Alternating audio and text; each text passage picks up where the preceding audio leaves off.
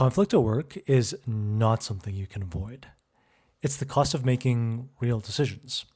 And over time, I've noticed that most people handle conflict in one of three ways.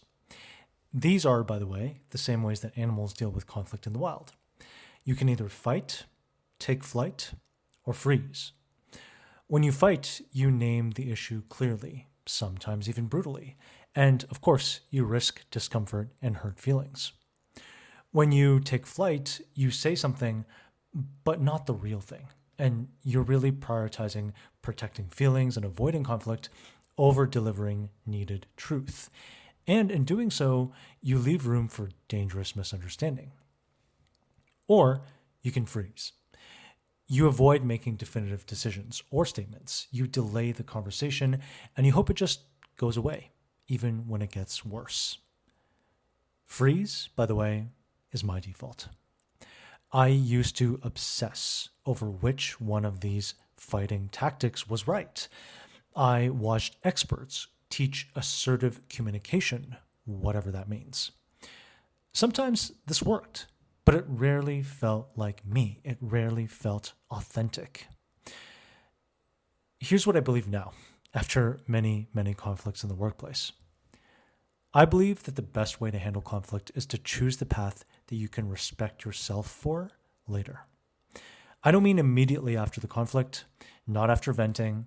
I mean after you've lived with the trade-offs of your decision.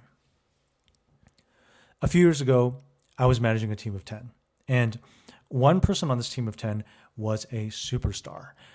She told me that she wanted to grow into a different role in the company, and I wanted to support her, even though I knew that it meant that I would lose her on my team. But to grow, she needed exposure to senior leaders.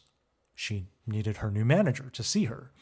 So naturally, I started inviting her to present in these leadership meetings. And it was in these leadership meetings that I started noticing a problem. Her communication needed a lot of work. She stumbled, hesitated, used filler words like and constantly. And honestly, executives have little patience for uncertainty and weak language, and I could see their patience fading.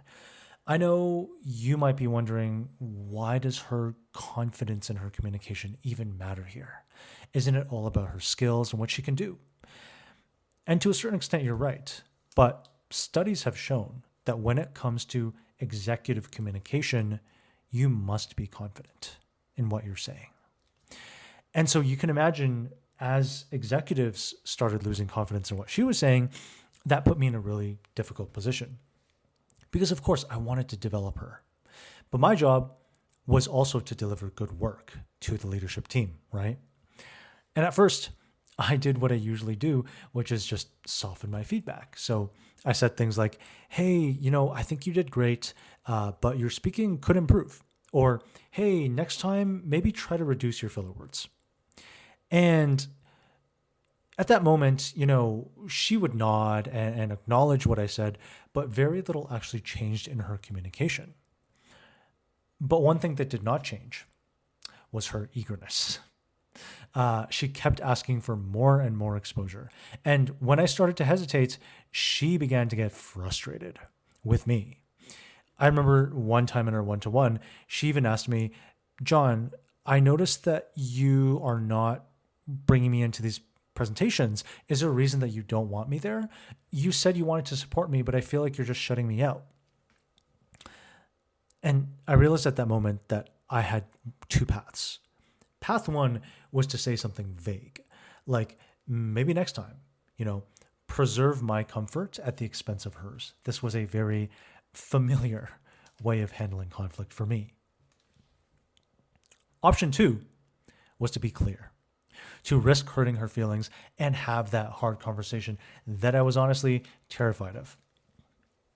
But I knew that ignoring conflict so far had already cost us so much trust. And so I decided to ask myself a different question. Which path will I respect myself for later? And so I chose to fight. So I took a deep breath and I told her, I want you to succeed. And I can see the way that I've been communicating with you hasn't been getting through. So I'm going to be real clear with you right now. When you say every few seconds, you sound incompetent. There was a silence. She was obviously shocked while this clarity started to land with her. And I could see her lips thinning and her nostrils flaring. So I quickly followed up and I said, hey, I know this sounds rough, but I want to help you to show up as who you really are, which is a kick-ass leader. And I have an idea on how we can get there. I did not leave her there with the harsh truth. I showed up with support afterwards. And to her credit, she took it seriously and improved quickly, and trust was rebuilt because she knew that I cared. And at the end of the day, what I learned from that experience is that every way of handling a conflict has a cost, right? Just because I chose to confront her did not make that the right thing to do every time, but I believe it was the right thing to do at that time for me and for her. The cost of fighting too hard is that you leave scars. The cost of flying too far away is that you may never come back. And the cost of freezing for too long is that you may never change. You don't get to avoid trade-offs in conflicts. You only get to choose which ones you can live with. I'm not talking about a path where you can win or even the most peaceful path. I'm just talking about the path that you can respect yourself for taking. All right, it is time for Melon Break. And in this episode, 2016 is so cool right now, and millennials are old. In case you missed it, social media is deep in a 2016 revival. 2016 is so cool again. And before you dismiss that as, everyone's just being nostalgic, you might actually find that you agree. This nostalgia is about missing a version of the internet that felt calmer, maybe more human. If you remember, in 2016, feeds were still mostly chronological. Like you actually saw posts from people you knew. And scrolling didn't feel like emotional labor. After years of algorithms and pandemic burnout and constant online pressure, people seem to be clinging to 2016 as the last hopeful year where our culture felt shared, maybe even when the world still made sense. For me, when I think about 2016, I remember binging Stranger Things season 1. Like, what a TV show that was. It's crazy to think that 10 years later, season 5 came out to end one of the most awesome TV series. I remember in 2016 leaving work as a serious, busy businessman to go play Pokemon Go in the park with my friends. As a millennial myself, it is also crazy to think that I am getting old. Like, I would never have imagined that one day my youth would become other people's nostalgia. And nostalgia itself, it's such an interesting word. It comes from the Greek words for return and suffering.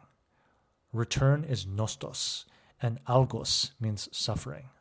So nostalgia is literally the suffering caused by a desire to return to a past that you can never have again. It's pretty heavy stuff. So let's look forward, shall we? If you want to use this at work with coworkers, you can say, hey, have you noticed everyone posting 2016 throwbacks? What do you remember about that time? Or if you want a more professional angle with your boss, then you can say, I read an article saying the 2016 nostalgia trend is really about missing a more personal, less algorithm-driven internet. It's interesting how much online culture has changed.